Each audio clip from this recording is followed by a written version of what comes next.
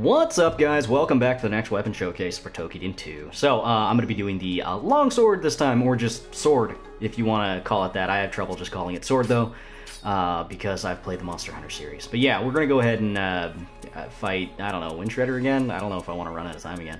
Let's just do an ogre. It'll be fine. And I don't need to bring anything for the ogre, so that's fine. It's okay. The Longsword has wide sweeping attacks. I think I'll be able to take care of the imps as well, so yeah! Either that or spend another, 25,000 years trying to fight a, other Oni and get my ass kicked. But anyway, okay, so, changes to the Longsword. Yet again, not a whole lot has changed other than how you activate certain abilities. So you've got your regular, square attack. That hasn't changed.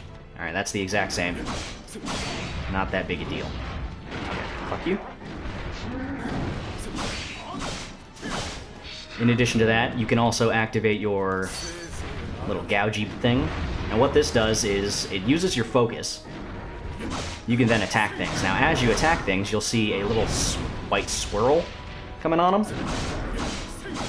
As you attack that more and more, it'll get darker and darker and darker. And then when you can either hit circle again, or you can hold circle. That'll sheath your blade. And then the gouges, that they're called, will actually kind of explode and just do more damage. Pretty basic stuff, I guess. Now, the other attack that the sword has, which is kind of a supplemental attack, is you can hit square X to do a twisting slash, which you can chain into other attacks. It's pretty useful to keep DPS high.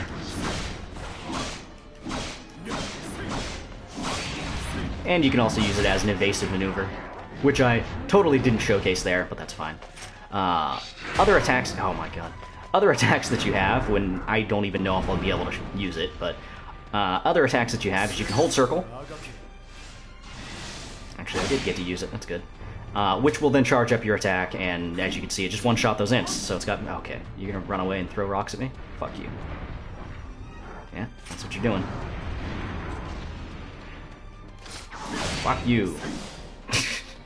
Now that attack that I just did, that's actually your triangle attack. And you could charge the first one up of that, and then follow up with a secondary attack, and a third attack, and I guess you could just keep going. For a little while anyway. Maybe the amount that you can do depends on the level of charge that you have. That actually does appear to be the case. Whatever. Okay, you guys need to stop.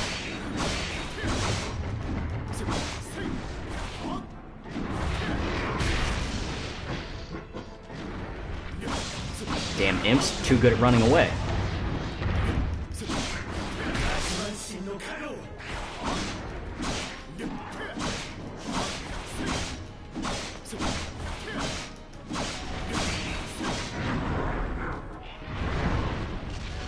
So yeah, basically what you want to do with the Longsword is just mostly use your gouge. Now, if you recall, one of the abilities you had in Toukiden Kiwami was to, instead of using your first level gouging attack, you could actually get a more powerful one, which would then give your sword a red aura, and you would use more focus, but you would do way more damage with your gouge and actually build up your gouge strikes to an even further level. Now, the way you activate it in this is, instead of holding circle to activate it, you actually have to go through your combo, your square combo, and then hold square, and then that'll actually sheath your sword for a second, and then when you're in the middle of sheathing your sword, you then have to hit circle. It sounds complicated, it's not. But as you can see, you get that. Deli Ninja. No, this is not the first weapon being showcased. The first weapon was the Chain and Sickle, actually.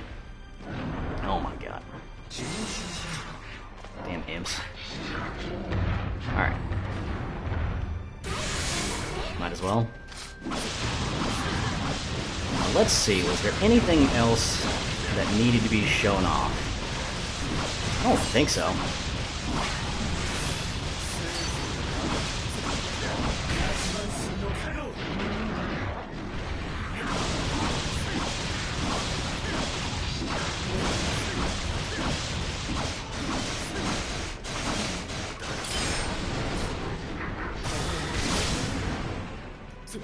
Surprised you can't take his arms off.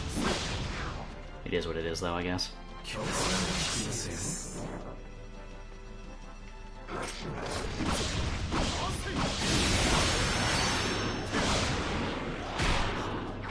I might do the whip, the chain whip. That's what Rockman's talking about as far as the weapon showcase is concerned, but I kind of wanted to focus on differences between the first game and the second game, but I don't know, we'll see.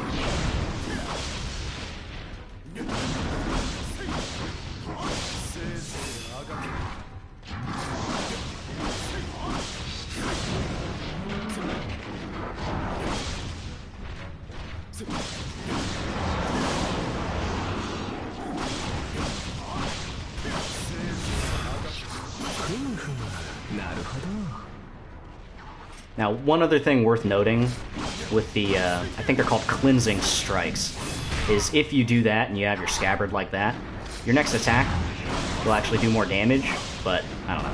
I mean, I guess that could work well with the, like the Tiger's Den ability. That's when you hold circle and do the sheathing attack. So let's try that out. Okay, fuck you, imps. Yeah. Yeah, that did work, actually. So, yeah, I mean, that could be one way that you use it.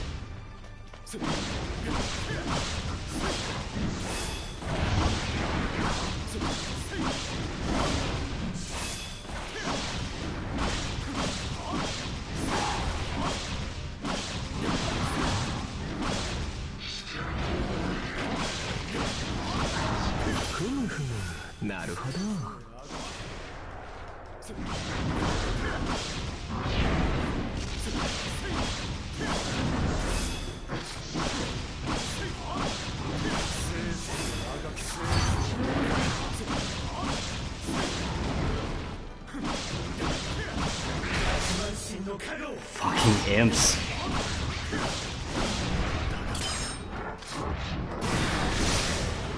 Fuck. God damn it, imps. Stop. Just stop. There's no reason. Your boss is dead. Jiminy Christmas. But yeah, that's the longsword. It's pretty cool. I think you actually have to be hitting enemies in order for the in order for the miasma strike to come about. But yeah, that's it. It's pretty much a basic rundown of what you can do with the longsword and some of the differences between the first game and the second one. It's pretty cool so far. They, from what I've noticed, and I said this in the rifle video, but from what I've noticed, a lot of the differences between the first game and the second game, as far as their weapons are concerned, is quality of life adjustments, which are pretty nice. And maybe some balancing things. Like, I could see the whole gouge difference between the longsword in the first game being a rebalance, but at the same time, I could also see the cleansing strikes that they added in, where you hold square and then you infuse the power into your blade. I could see that also being a quality of life DPS improvement. So, I don't know, it kind of depends on how you want to look at it and, you know, what you want to focus on. Whenever I use the longsword, I tend not to use gouge all that much. I tend to just go for, you know, flowing, you know, combos and stuff like that. But, I mean, maybe it caters to a different play style. But anyway, that's a pretty basic rundown of the longsword. And if you guys liked it, feel free to hit that like button, leave a comment down below, so on and so forth. And I'll see you in the next video. But until then, bye-bye. And I will,